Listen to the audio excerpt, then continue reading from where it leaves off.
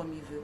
Et je vais vous dire quelque chose, le diable peut prendre 20 ans pour te voler toute une vie. Il est patient dans sa démarche parce qu'il sait que s'il fait quelque chose et que tu te rends compte le lendemain, tu peux le combattre. Il sait que nous avons un pouvoir redoutable contre lui.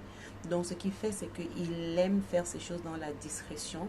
Il aime faire ces choses, il prend tout son temps afin d'arriver à ses fins. Je prends l'exemple d'une femme mariée. Lorsque tu te rends compte que tu manifestes chaque nuit des couches de nuit, tu jouis dans tes rêves, c'est pas du jour au lendemain, c'est pas le lendemain que ton mariage va se briser, non, mais c'est du jour au lendemain. Le diable va prendre tout le temps qu'il faudra, parce que s'il le fait à l'immédiat, tu vas te rendre compte qu'en fait, c'est ça qui te fait, qui te met dans le problème, qui brise ton foyer. Alors il va te faire comprendre, il va te faire croire que le fait d'avoir des couches de nuit, ça n'affecte à rien, ta vie reste la même, ta vie ne change pas. Et ça joue, ça affecte petit à petit ton avenir, ton foyer, tes enfants, tes biens, tes affaires, ton emploi. Tu ne te rendras pas compte à l'immédiat.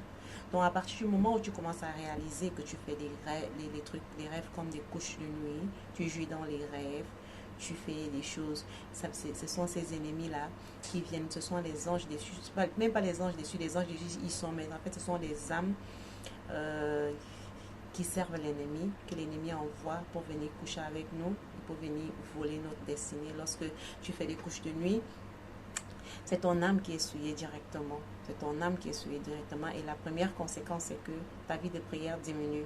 Tu ne pries plus normalement. Tu n'as plus trop envie de prier. Et lorsque tu ne pries pas, l'ennemi prend contrôle. Les idées, les pensées négatives, l'ennemi prend le dessus et il te vole. Alors faisons attention. Lorsque tu fais des couches de nuit, ne sais pas à prendre à la légère. Avant de dormir, faisons l'effort, même si tu es fatigué, de lire le psaume 91. Et aussi, faisons également l'effort de faire le Notre Père, accompagné des prières personnelles. C'est très important. Que le Seigneur vous bénisse. Chaque nuit avant de dormir, faisons l'effort de prier. Parce que lorsque tu penses à Dieu dans ta couche, le Seigneur se révèle à toi dans la nuit. Que le Seigneur vous bénisse. Merci.